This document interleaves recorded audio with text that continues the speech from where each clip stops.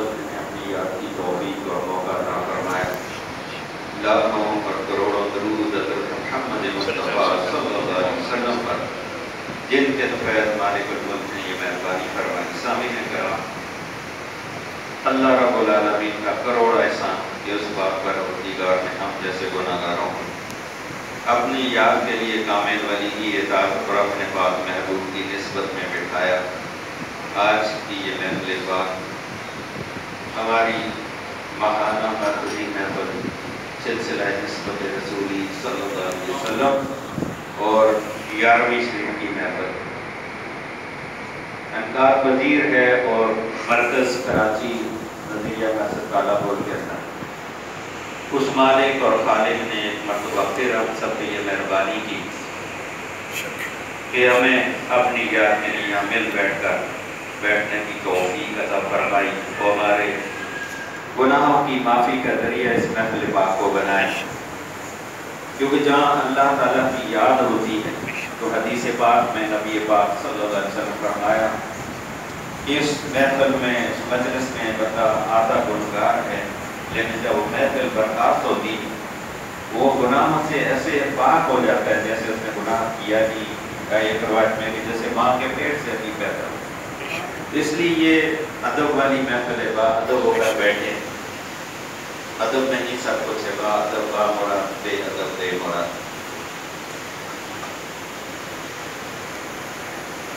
آپ سب جانتے ہیں کہ درباریہ مولانا شریف میں حضور وصل امت حضرت خواجہ محمد قاسم بابا جی سرکار رحمۃ اللہ علیہ کی یاد میں 3، 4 اور 5 نومبر کو عرس پاک منعقد ہوگا۔ اسی سلسلے میں اب ہم نے تیاری کرنی ہے کہ یہ ستمبر کا مہینہ آگے اکتوبر ایک مہینہ ہمیں ملے گا،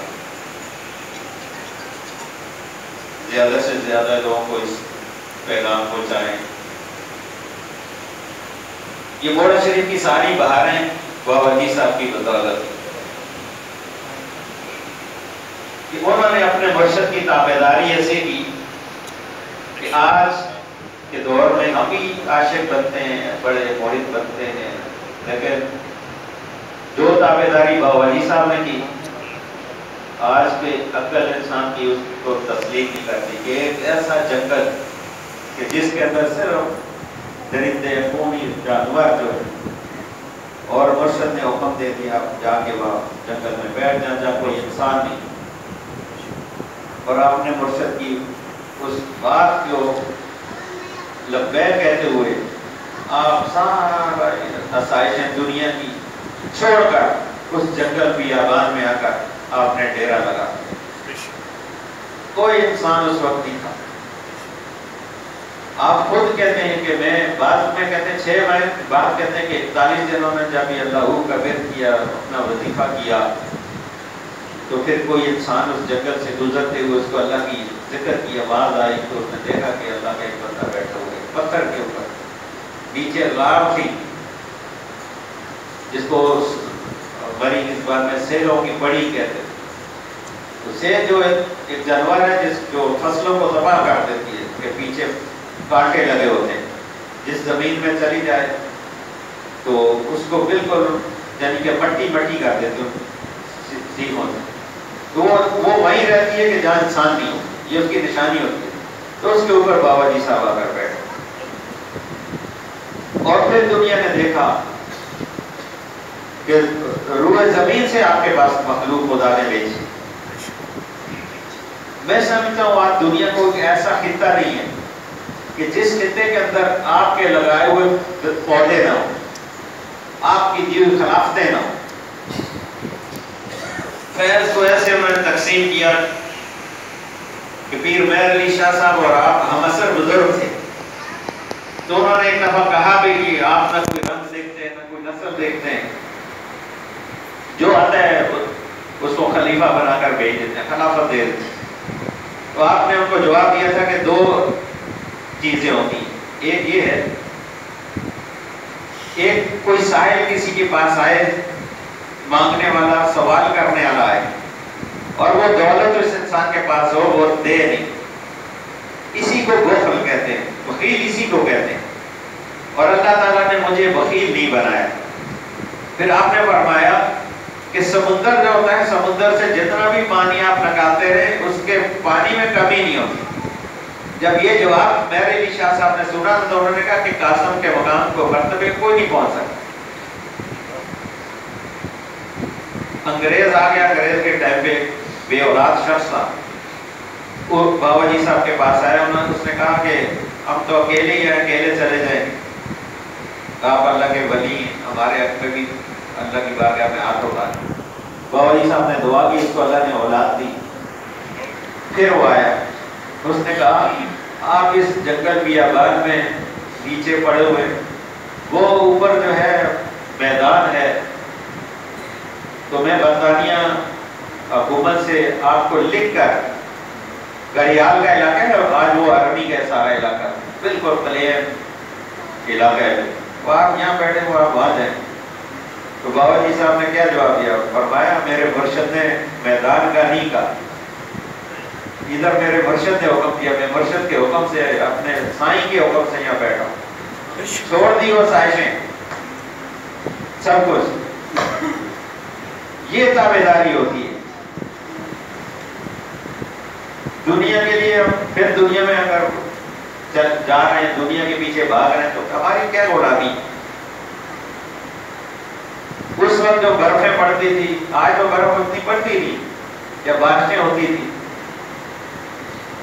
آپ دیکھیں سامنے جو سرکار مولوی نے جہاں جس گھر کے اندر چلا کیا ہے، اس زمانے میں ہفتہ 10 دن بارشیں نہیں ہوتی، ساون کا مہینہ آتا تھا، ہم چھوٹے چھوٹے سے ہمارے گاؤں میں بارشیں شروع ہوئی تھی، تو کہتے تھے، مثالیں دیتے ہیں کہ بھائی جمعے یا ہفتے کی بارش جو ہے ایک ہفتہ پوری رہے گی، اور ہوتی بھی تھی، ایسے بارشیں ہوتی تھی اس وقت۔ مطلب کہ آپ دیکھیں کہ وہ جو بابا جی صاحب کے ٹائم پہ برفیں پڑنا، کچے مکان، اتنی آسائشیں نہیں، یہ ساری چیز کس طرح انہوں نے مطلب ہے کہ اپنے مرشد کی تابعداری۔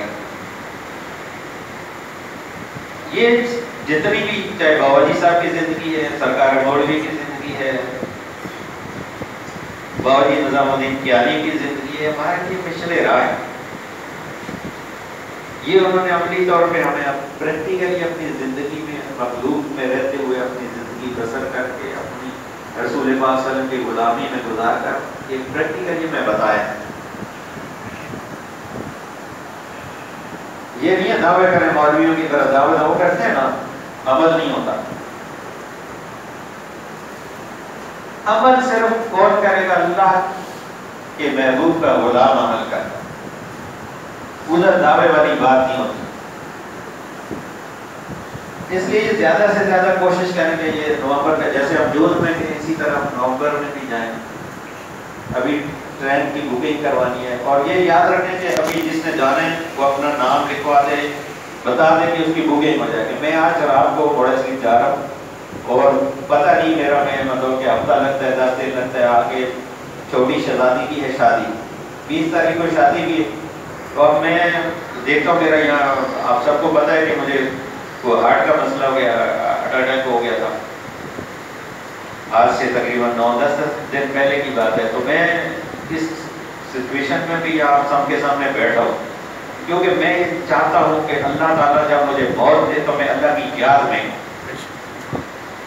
میں ہمیشہ یہ دعا کرتا ہوں، یا اللہ جب موت آئے تیری یاد میں، تیرے ذکر میں، تیرے محبوب میں درود و سلام پڑھتے ہوئے موت دینا، تو اس سے بڑی موت کوئی نہیں۔ مرنا ویسے بھی ہے، اللہ کی یاد میں بیٹھ کر بندے کو موت آ جائے، اس سے بڑی اور انسان کی کوئی نصیبی کیا ہے؟ ڈاکٹر نے بہت ساری چیزوں کو مجھے منع کیا۔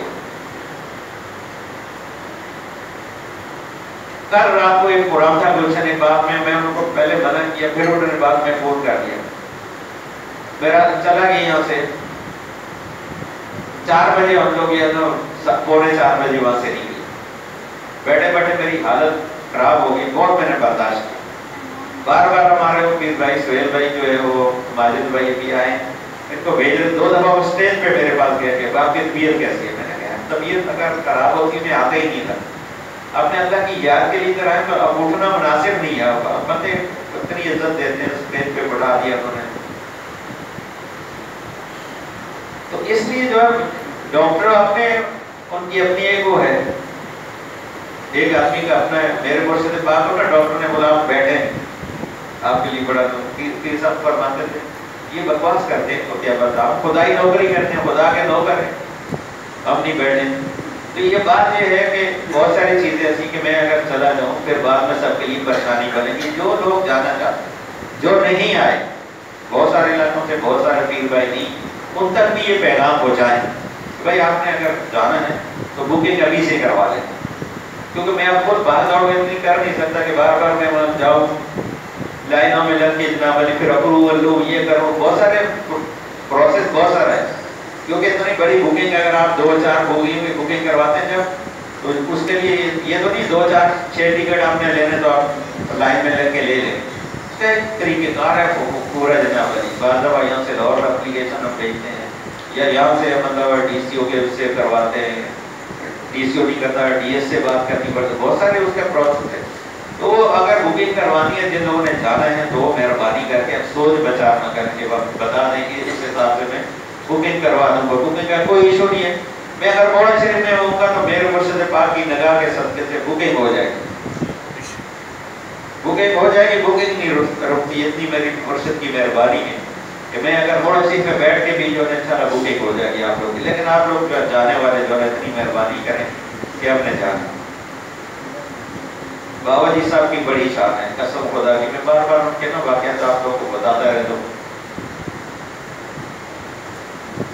انڈیا کے آپ کا جو نا خادم تھا لانگری تھا، پیر صاحب نے بھی کئی مرتبہ یہ واقعہ بیان کیا کہ وہ بار بار آ کے کہ حضور مجھے اجازت دے دیں، پیر صاحب فرمائے جاؤ، بابا جی صاحب فرمائے جاؤ ڈیوٹی کرو، کدھر جاؤ گے۔ ایک دن ایسا ہوا کہ عصر کی نماز کے بعد بابا جی صاحب نے اس کو بلا کر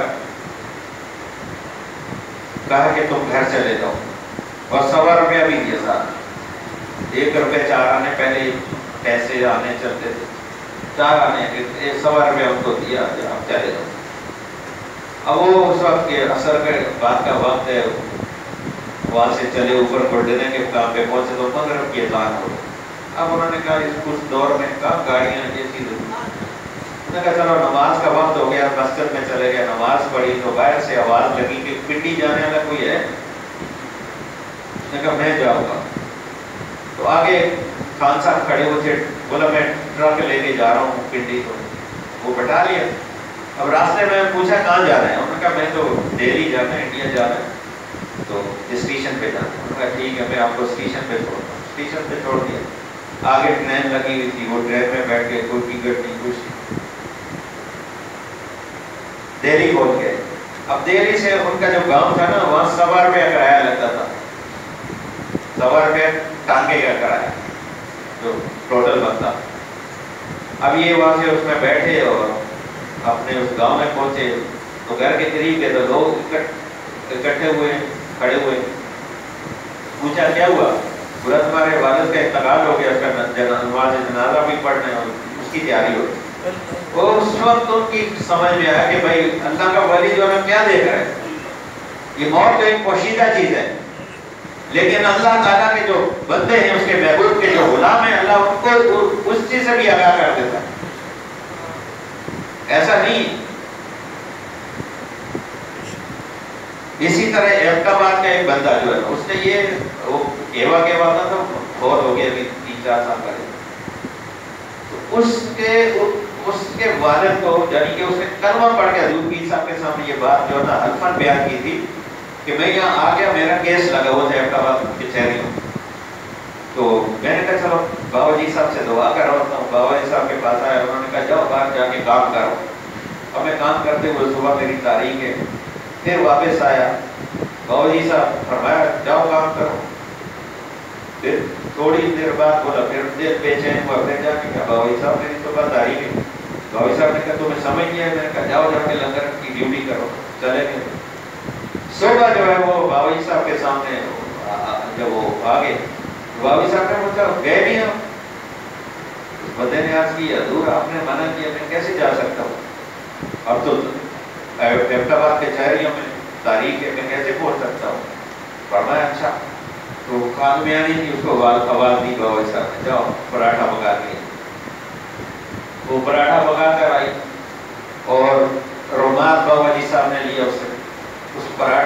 اس رومال میں طے کر کے گٹھان اپنے ہاتھ سے لے کر اس کے ہاتھ میں دی. فرمایا آنکھیں بند کرو, جب میں کہوں آنکھیں تو کھولنا. اس بندے نے کلمہ پڑھ کے کہا کہ میں نے جب باوی صاحب کی آواز آئی آنکھیں بند کرو, میں نے آنکھیں بند کر دی, آواز آئی آنکھیں کھولو, تو میں احمدآباد کچہریوں میں کھڑا ہوا. یہ وہ ہستیاں, آپ کسی یہ عامل کے مرید نہیں ہے جو یہ دعوے کر کے محبوب آپ کے قدموں میں روٹھا ہوا فلانے کا, یہ جھوٹے اور فریبی لوگ ہوتے ہیں. آپ ان لوگوں کے غلام ہیں کہ جن کو خدا نے وہ طاقت دی ہے کہ جو کائنات کے والی جو ہے نا بولیں کہ جاؤ قاسم کے جا کر ہاتھ پہ بیعت کرو اپنے خادم کو, اور بابا جی صاحب ان کے سر پہ رومال باندھ کے اپنی جوتیاں دیتے, جوتیاں انہوں نے سر پہ رکھ دی. باہر آئے کسی نے پوچھا, وہ عاشق لوگ تھے, غلامی والے لوگ تھے. ہم تو آج جاتے ہیں نا, ہمیں کہتے ہیں ہمیں پیسہ زیادہ ملے, تو ہمیں پیر صاحب نے بڑی توجہ کی, مال و دولت میں اضافہ ہو گیا. تو وہ اپنے دنیا و آخرت کے سوال کے لیے جاتے تھے کہ اللہ اور اس کا رسول ہم سے راضی. یہ اور یہی ہمارے مرشد پاک آپ سب جانتے ہیں کہ حضور پیر صاحب کیا کہتے تھے کہ جب گھر سے نکلو اللہ کی رضا کے, یہ سوچ لے کر آؤ گے اللہ تمہارے بیماروں کو شفا دے گا, اللہ تمہاری تمام آرزو تمنا کو پورا کرے. سوچ یہ ہوگی کہ ہم اللہ کی رضا کی. اب یہ ساری چیزیں جو ہے تو انہوں بزرگوں سے کسی نے پوچھا کیا دے رہے, انہوں نے کہا یہ بابا جی صاحب کی جوتیوں کی برکت ہے کہ جو اس زمین کے اندر ہے وہ بھی میں دیکھ رہا, جو عرش کے اوپر ہے اس کو بھی دیکھ رہا ہوں. تو یہ اللہ نے ان کو یہ مقام, آپ ان سے نسبت رکھنے والے, ان سے آپ کا تعلق ہے. آپ کا ان سے نہیں ہے کہ جلدی کام کروانا ہے تو 1500 روپیہ دو تعویذ کا. یہ ایسے بھی لوگ بیٹھے ہوئے, دیر سے کرنا تو پھر وہ آپ اپنی مرضی سے دے دیں, فوراً کرنا تو پھر 1500 2000 روپئے والا تعویذ جلدی کام کرنے والا دے. ایسے لوگ کے نہیں ہے. یہ تو وہ لائن ہے نا کہ جب محمود غزنوی جو ہے ابو الحسن خرقانی کے پاس آ گیا, امتحان لے رہا تھا, بادشاہ تھا, تو بڑے پہلے ماروان بھیجا, میں نے منع کر دیا, پھر خود آیا, بیس بدل کر آیا, غلامی کے لباس میں آ گیا. یایاز اس کا غلام تھا, اس کو بادشاہ والا لباس بنایا, 8-10 لڑکیاں خوبصورت لڑکوں والا بالکل گلیا لڑکوں جیسا بنا کر اس کو لے گیا. لگے گی کہ یہ لڑکیاں, تو آپ نے توجہ نہیں کی یعنی کہ ایاز کی طرف, ساری توجہ محمود غزنوی کی طرف. تو اس نے کہا یہ کیا بات ہے, آپ نے فرمایا سب جو دھوکہ ہے. تو پھر وہ حیران ہو گیا کہ اس کو کیسے بتا دو, میں آپ سے بات ہے, آپ نے فرمایا نامحرموں کو ہمارے حجرے سے باہر نکالو. تو بہرحال وہ کی جو جب بات چیت ہوئی سب چلے گئے, تو اس نے سوال کیا کہ رسول پاک صلی اللہ علیہ وسلم کے لیے آپ کے عقیدہ کیا ہے, بائیس بستانی رحمۃ اللہ ضرور کیسے. تو آپ نے فرمایا کہ رسول پاک صلی اللہ علیہ وسلم اللہ کے بندے اس کے رسول ہیں, اور بائیس بستانی بزرگ ایسے تھے کہ اگر کوئی کافر ان کو دیکھتا تو کلمہ پڑھ لیتے. نے کہا یہ کیا بات ہوئی, رسول پاک صلی ابو جائے جو ہے وہ دیکھتا رہا, سارے نے کلمہ نہیں پڑھا, اور آپ جو ہے کہ امتی کے لیے آپ ان کے غلام کے لیے بات کریں. فرمایا نہیں آپ تم سمجھے نہیں میرا بات. بات یہ ہے کہ ابو جہل جو دیکھتا رہا نا وہ محمد بن عبداللہ کو دیکھتا رہا. محمد رسول اللہ کو دیکھنے والی آنکھ نہیں تھی اس کے پاس. جس نے محمد رسول اللہ صلی اللہ علیہ وسلم کو دیکھ لیا پھر تو ان کی چربیاں بھی پگھلا دی گئی, لیکن کلمہ نہیں چھوڑا انہوں نے. آپ ان نصیحت کرے, فرمایا مخلوق کی خدمت کرو, خدا تمہاری مدد کرے.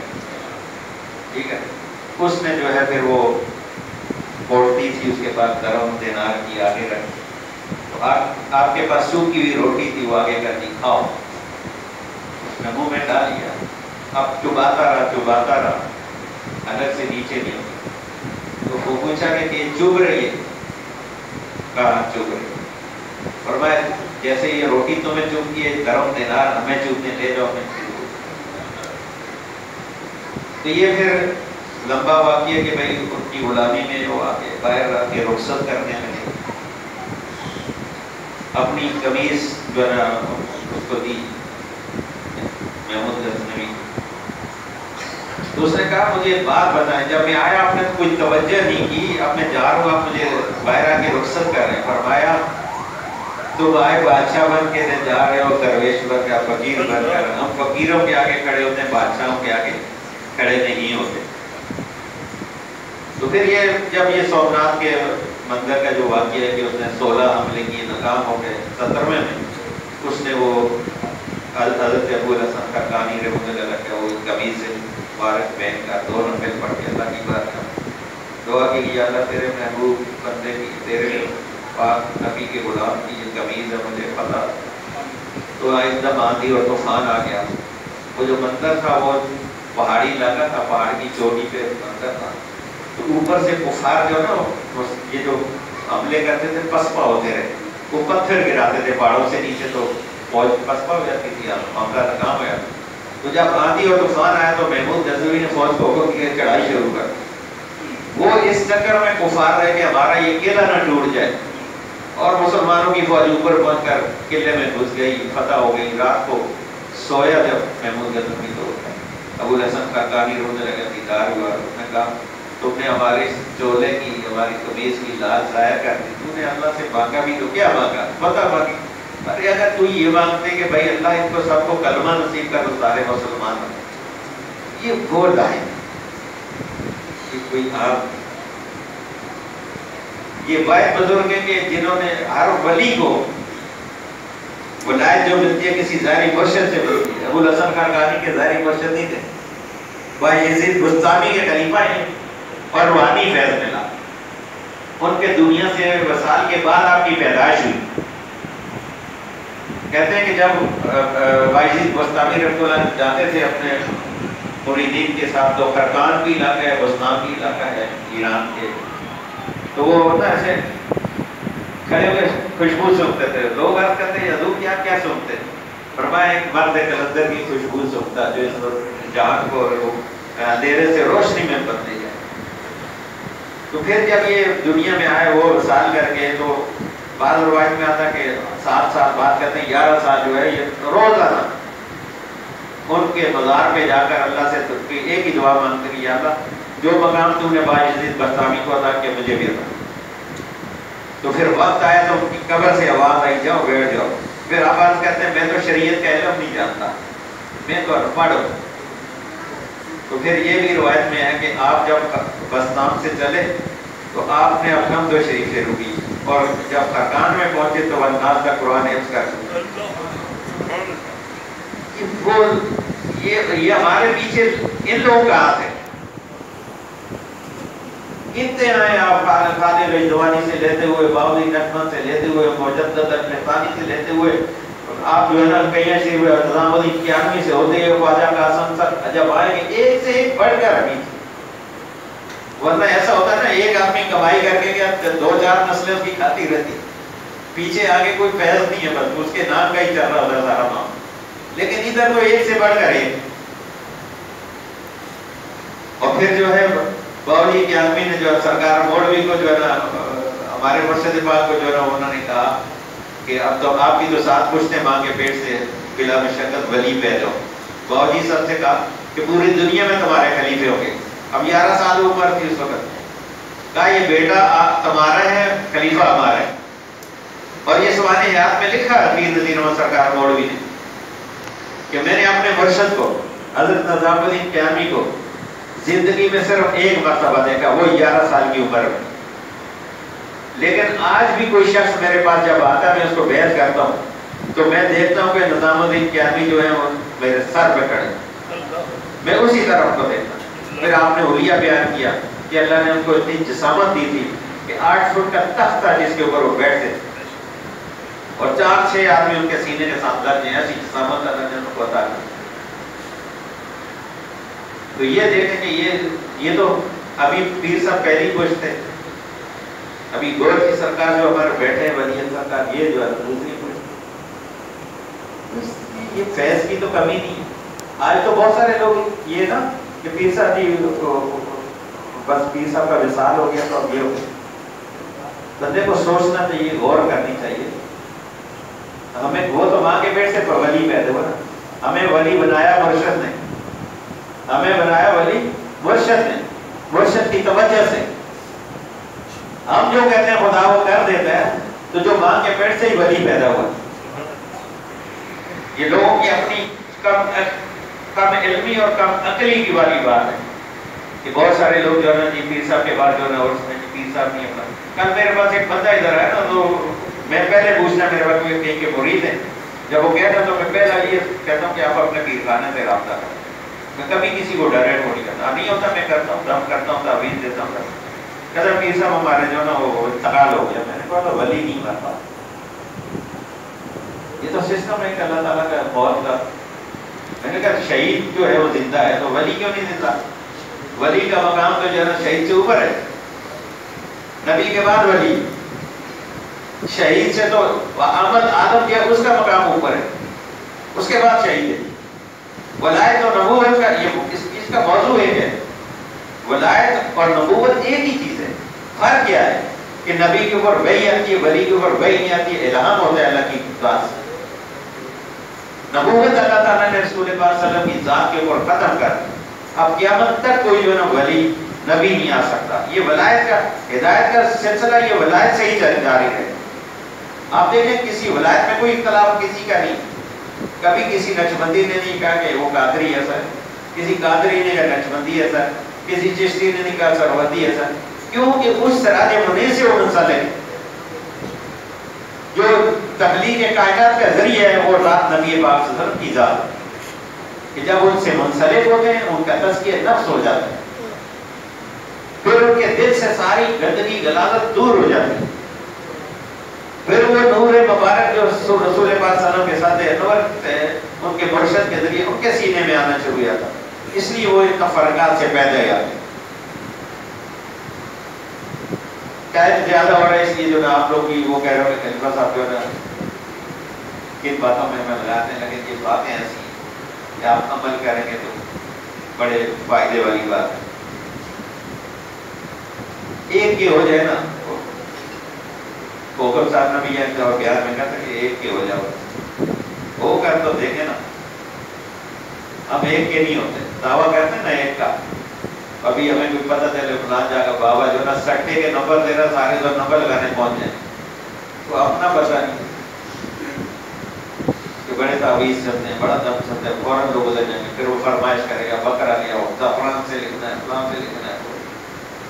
لوگ ادھر بھاگ بھاگ کر جائیں, لیکن جو حقیقت ہے حقیقت سے دور ہو جاتے ہیں. یہ بھی آزمائش ہوتی ہے نا, آزمائش ہوتی ہے. یہ لوگ اپنے مرشد کے مقام کو نہیں سمجھ سکتے. حضرت ابو الحسن خرقانی کا ایک غلام ساری زندگی غلامی میں خدمت کرتا. ایک دفعہ اس کو کسی نے بتایا فلاں علاقے میں وقت کا غوث آتا ہے. تو ایک دن اس نے کہا حضور آپ مہربانی کریں مجھے اجازت ہے کہ وقت کا غوث فلاں علاقے میں آتا ہے تو میں کا دیدار کرنا چاہتا ہوں. چلے. اب جب وہاں پہنچے تو آگے جنازہ رکھا ہوا تھا. بولا یہ کیا ہے؟ بولا جی یہ وقت کا جو غوث ہے اس کا مرید ہے, اس کا انتقال ہو گیا. نماز جنازہ اس کے مرشد نے پڑھانا ہے, ہم انتظار. وہ بھی ان صفوں میں کھڑا ہو. اب جب وقت کے غوث آئے تو بھائی نماز نیت باندھی, اللہ اکبر, نماز جنازہ پڑھایا. تو یوں کر کے جب چہرے کی طرف دیکھا تو بے ہوش ہو گئے. ہوش میں آئے تو لوگ جنازہ دفنا چکے تھے. یہ بڑے پریشان ہو گئے. کسی سے پوچھا بھائی, بولا یہ جو مسجد ہے نا جہاں آپ نے نماز جنازہ پڑھا ہے, یہاں 5 وقت کی نمازیں اس کی نماز کی امامت کے وقت کے غوث ہی کرتے ہیں. اب اگلی نماز میں پھر یہاں کے نماز پڑھائیں, بیٹھ گئے. جب وقت نماز کا ہوا وہ آ کے پاؤں میں گر گئے. یہ ابو الحسن خرقانی خودی تھے, انہوں نے کہا میں پہچان نہیں سکا اپنے مرشد کے مقام کو. تو آپ نے فرمایا کہ جو تو نے دیکھا اس کو راز میں رکھو. بولا مجھے خرقان نے بولا خرقان تو میں لے جاؤں گا تمہیں, لیکن یہ جو راز ہے اس کو راز ہی رکھو. اس لیے بعض دفعہ بندہ مقام بھی کہ وہ جی بڑا ایسے مشورے دینے والے بھی ہوتے ہیں نا, یار تمہاری یہ پریشانی ہے تو موڑے سیکھ جاتے ہو, تم فلاں گدی کے مریض ہو, تمہارا یہ مسئلہ نہیں. بندے کو ورگلا کے جناب اس کا سارا وہ کر لیتے. اس لیے جو بات کرنے کا مقصد یہ ہے کہ حق کو یقین رکھیں, اچھائی برائی جو ہے اپنے مرشد کے ساتھ منسلک رکھیں. ہمارا ہر عمل جو ہے ہمارے مرشد کے ذریعے اللہ کی بارگاہ میں جا گئی، ہمیشہ یاد رکھیں۔ جو لوگ یہ عقیدہ نہیں رکھتے ان کی یہ پیری مریدی کا جو معاملہ ہے یہ کسی طور پہ بھی قابل قبول نہیں ہے۔ مرید کے لیے لازمی ہے کہ وہ ہر چیز میں اللہ کے بعد، رسول پاک صلی اللہ علیہ وسلم کے بعد اپنے مرشد کو وہ مقام اور مرتبہ تصور کرے کہ بس جو کچھ ہے طاقت انہی کے بعد۔ اگر یہ چیز نہیں ہے تو پھر اس کے عقیدت میں فرق، اللہ نے ان کو طاقت دی، اولیاء اللہ کو اللہ نے وہ طاقت دی کہ انسان کی تقدیر کو مٹا کر اپنی مرضی سے لکھ سکتے ہیں۔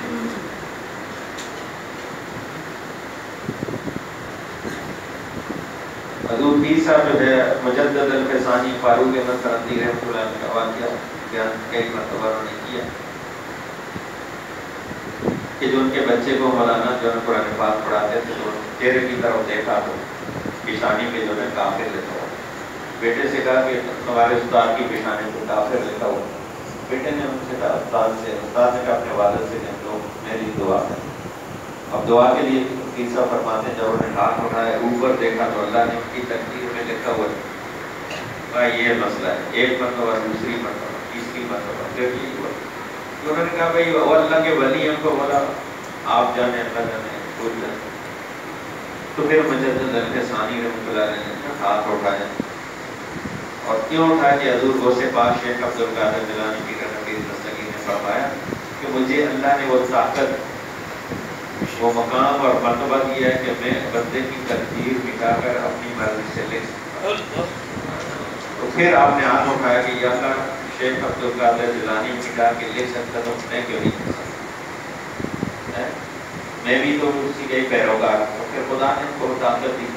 اس مولانا جو تھا وہ طاہر نام والا مولانا تھا جو روایتوں میں، تو وہ ان کی پیشانی سے شکی کا لفظ کے ساتھ ہی خوشبختی کا نشان ہے۔